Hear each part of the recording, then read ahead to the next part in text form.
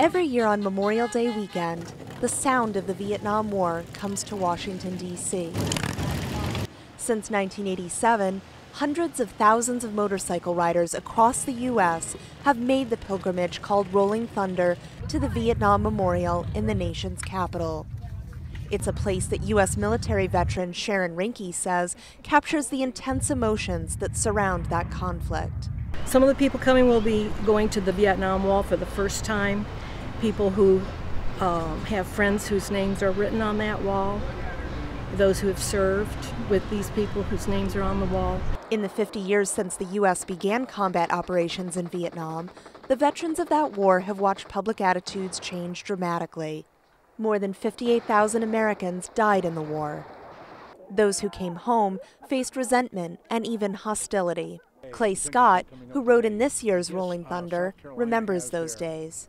People were cussing at me, yelling at me, "You Vietnam person, you baby killer," and the whole 9 yards. So yeah, and how'd you feel I about immediately that? took off the uniform, hit it as fast as I could, and then got on my motorcycle and rode on home. It was a cold reception that Jerry Martin still thinks about.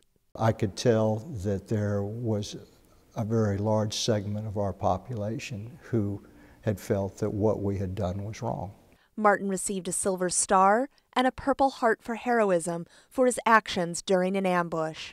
We literally were pinned down. We couldn't move. And I saw 3 soldiers coming down, obviously looking for us.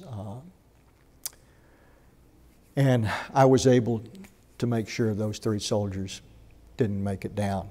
But that didn't change the anger he faced when he returned home. Watching a car literally drive over 3 lanes to come towards me to splash water on me. He says the attitudes towards Vietnam veterans have changed since then. In some ways, these cult heroes that we weren't before. The passage of time and a new generation of veterans have helped along that change. We've been through a couple other wars that it seems that the soldiers are more accepted and are supported much more than they were in the Vietnam War. Catherine Gibson, VOA News, Washington.